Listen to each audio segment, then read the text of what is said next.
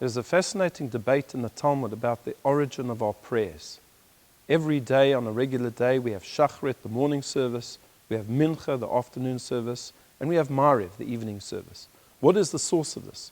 One opinion in the Talmud says that it corresponds to the different offerings that were brought in the Beit HaMikdash, in the temple.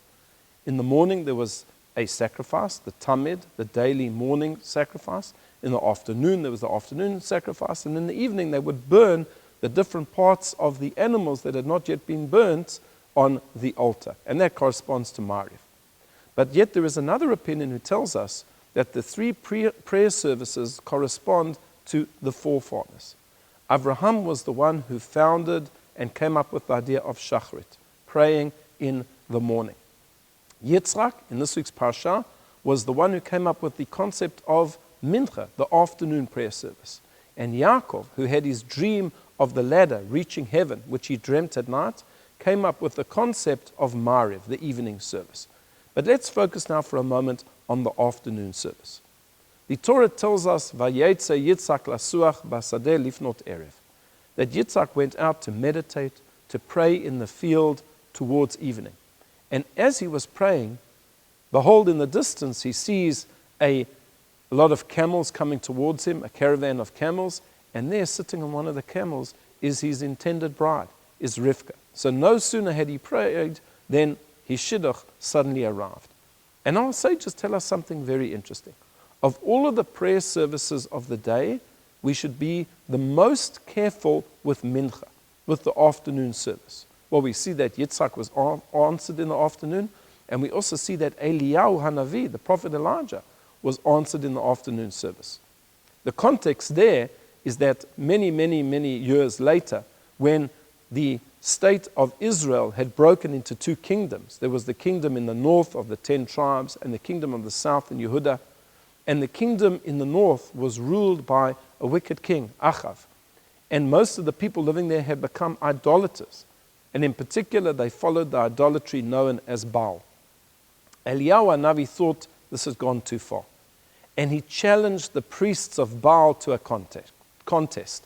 And he said to them, let's go to Har Carmel. You build an altar, and I'll build an altar. You offer sacrifices, I'll offer sacrifices. But no one is allowed to put any fire on the altar. You pray to your God, I'll pray to my God, and let's see who wins this contest. Well, of course, the priests of Baal prayed, and they cut themselves as was their custom, and they screamed, but nothing happened.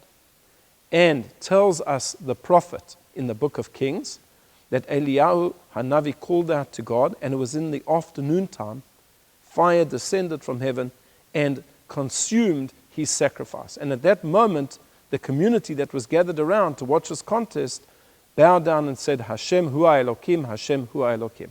That God is the true God. God is the true God. Eliyahu Hanavi was answered in the afternoon. Well, what's so special about the afternoon? And our commentators tell us a very beautiful explanation to understand this. That Shachrit, Mincha, and Mariv correspond to 3 different periods in a person's life. Shachrit is the morning of our lives. When we are young, we are children. We are relatively carefree and without responsibilities. Mincha corresponds to the central part of our life. When we are young, we have vigor, we are middle-aged, we are raising a family, we have responsibilities. And then Mariv corresponds to the evening of our lives, when we have become elderly and perhaps we are retired and we have a lot of time on our hands. And they say as follows, Shacharit is not that difficult to pray, to attend, because it's first thing in the morning, you can get up, you can go to shul, you can finish praying, and you can go to work. Mariv is also not that difficult, because it's at the end of the day. You finish in the office, you come, you say Mariv, the evening service, and you go home to spend time with your family or eat or whatever it may be. But the one that's really challenging is Mincha, because it's slap bang in the middle of the day. And it has to be said before the sun sets. So suddenly there's a scramble to get to Mincha, to make sure that you get to shul on time. And in many places around the world, they actually have little minyanim for Mincha in people's offices. Well, of course, this corresponds to the different parts of our life. The morning, when one is a child, it's not that difficult to be involved in Judaism.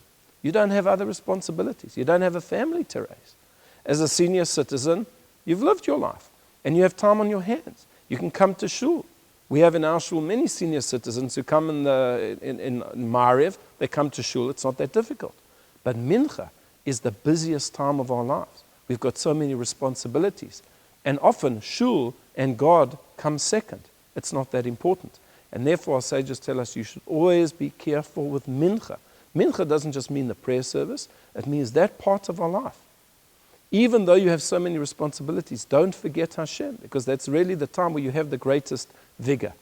And therefore we are told that both Yitzhak and Eliyahu Hanavi were answered at Mincha time, to tell us that although they had many responsibilities and duties, they did not forget Hashem. And we should take an example from them that even though we may be very busy people, but Hashem should be a priority in our life. And I wish you all a Shabbat Shalom.